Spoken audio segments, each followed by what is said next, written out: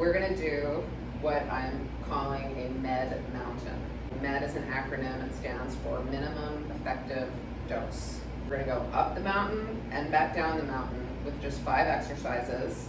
Each exercise covers one of the basic movements. So we've got a hinge, a push, a squat, a pull, and then a core exercise. I have a timer, and all you need for equipment is a chair or a box or a bench, a long resistance band, this is from Amazon, and a pair of 20-pound dumbbells, and that's it. If you feel like you need to warm up beforehand, I would suggest some cat-cows, whatever feels good, about 10. Good. From here, put your right leg out. So we've got sort of a perpendicular lunge happening. My heel is bisecting my calf halfway. Keep your left hand on the floor, and then you're gonna raise your right hand and sweep it under. This is called a half kneeling reach through. So what we're getting here is we're getting some hip opening and some shoulder opening and stability. We're getting a stretch, a dynamic stretch in our thoracic spine. And you can do 5 per side of those. Take it to the other side. All fours. Right knee and right hand are gonna stay on the floor.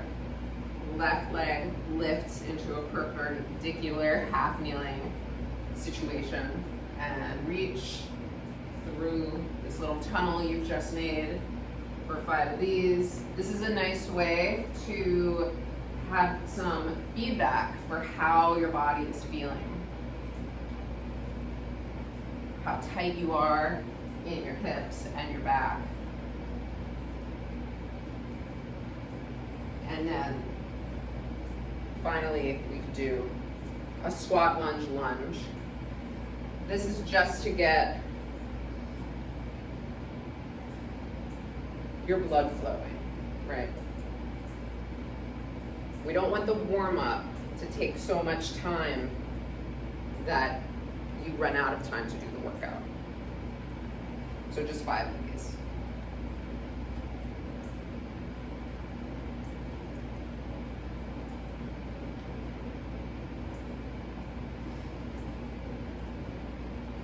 Keep your spine nice and tall. Was that 5? I don't know, I'm very bad at counting when I'm coaching. RDL, exercise number 1. Let's start the timer. Is a Romanian deadlift. And all that means is that it starts from the top and it's a hinge. You can do this one of 2 ways. You can take your band and double it up and step on it. And now you have 2 handles, and pull,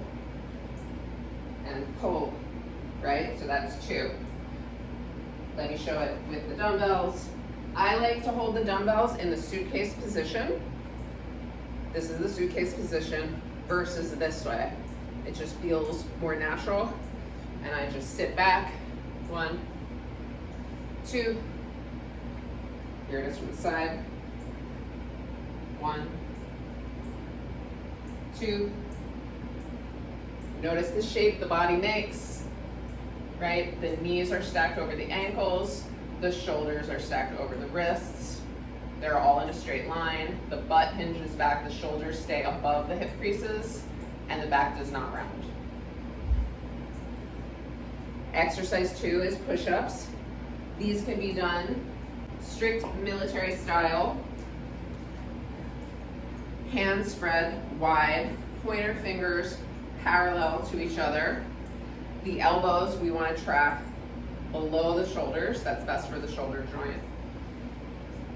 Keep a nice, solid, straight plank, just to a right angle. You don't have to overdo it here. 1, 2. This can also be done on the knees. 1, 2. Or you could take your chair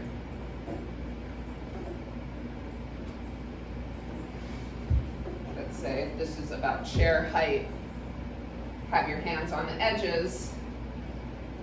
Now it's more like chaturanga, right? 2. Exercise 3 is the goblet squat. So you're gonna take one of your dumbbells, you're gonna hold it upright and have your palms like this. So elbows are down. You're gonna inhale kind of all around your core as if your core was an inner tube. So you inhale and press down, like you're bearing down.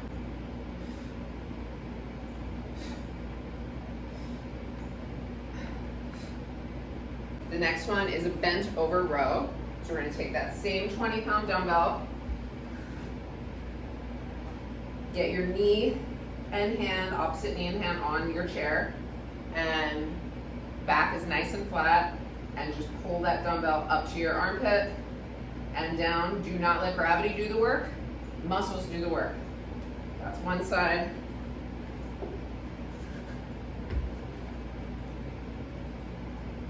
That's the other side. Also, don't let your shoulder come out of the socket. Keep it back and packed. Nice and controlled. What you're gonna find is, if you're the kind of person who likes muscle soreness, you want to go slow on the eccentric phase of the movement. So that's any phase of the movement where gravity is working with you. That's the eccentric phase. So the lowering of the row, the lowering of yourself into the plank, into the bottom of a push-up position, etc. Banded bugs are the last one. So this is where we're gonna take our long band. You're gonna lay on the floor on your back. You're gonna bring your knees into a tabletop position. Depending on the strain in your neck, you can have your head down or up. If it's up, concentrate on using your core. Pull the band apart just a little bit and pull your shoulders down your back. You're gonna extend one leg, pull it back, extend the other, pull it back. 2, 2. That's it. So in that hollow position, you're automatically engaging your core. If this is a deal breaker for your neck, lose the band, interlace your fingers behind your head, and cradle your neck. I'm still in the hollow position. I can still feel my core.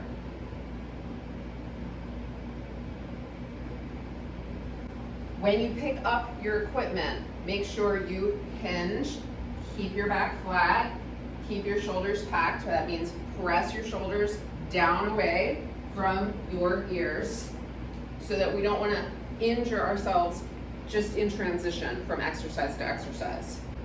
1, 2, notice I explode up. 3, inhale down, exhale. Try not to shrug, don't bend your elbows. Arms are ropes with hooks. Long, long, long, like gorilla arms. 4 push-ups. 1, 2, 3, 4. Whew.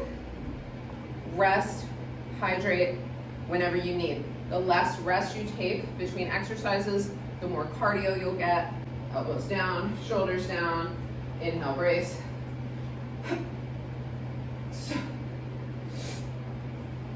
2, 3, 4. Good. Rows are next. Now, if the chair feels uncomfortable, you can also get in this kind of warrior 1 position, locking your forearm onto your thigh. Pack that shoulder. 1, 2, 3, 4. 1, 2, 3, 4. That beep just means we are halfway through the workout. Uh-oh. Banded bugs. We'll just call them path bugs. 1, 2, 2, 3, 3, 4, 4. 1, 2,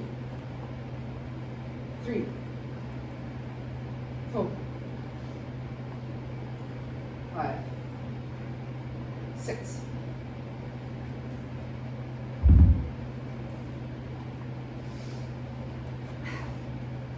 1, 2, 3, 4, 5, 6. So here's an idea. Put the timer on for 15 minutes. See how far you go. Challenge yourself to get a little farther every time you do the workout. 1, 2, 3, 4, 5, 6.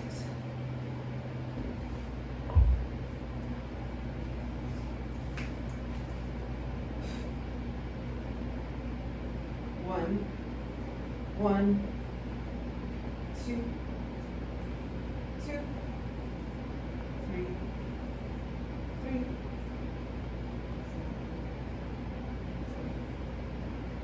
5, 5, 6, 6. 1, 2, 3.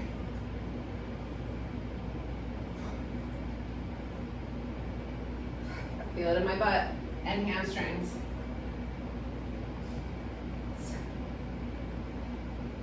If you feel this in your low back, that's okay. The deadlift is a posterior chain exercise. That means your lats, your erectors, your butt, your hamstrings. It is okay to feel it in your back. We don't want to be debilitated, but we do want to strengthen. 1, 2, 3, 4, 5, 6, 7, 8. If you start getting really winded, really tired, you can just lose the weight as the reps increase.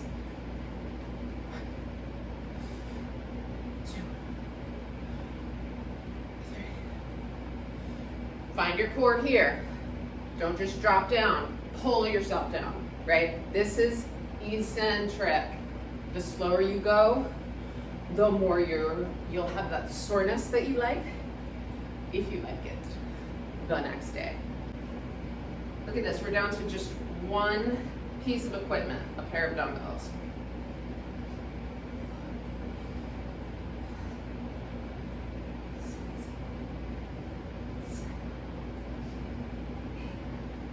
Clock's at 3 minutes. Do not do any ugly reps. So another way you can chase progress with this workout is if with this 20-pound dumbbell, you don't have 8 clean reps where the bell hits your boob or you're up all the way up to your armpit, don't do those ugly reps, right? We want to train good movement, solid form, and a full range of motion. So if you only have 6 with good form, that's the top of your mountain, right? And you'll work your way up higher and higher up the mountain as you go. Now we're on 8 and 8. 2, 3, 4,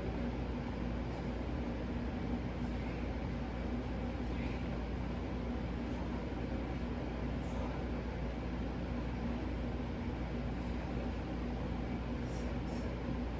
6, 7, 8. Slower you go, the harder it is. We are not racing. You don't want to race in order to complete the workout. I'd rather you go slower, hit all those muscle fibers, and live to train another day and do a little more the next time. 1 minute left. We're at the top of the mountain. We're not going to get all the way down the mountain, right? So here it is from the front. Feet are kind of right under the hip bones, not too close, not too far, just right, because we want the wrists right under the shoulders. 1, 2. If you need to modify as you go, modify as the reps increase. That's the end of our 15 minutes. That is it for now. Comment below with any questions. If you're a client of mine, text me with any questions. I'm happy to help in any way I can. If you have questions about breathing or technique or anything really related to fitness and this workout, get in touch.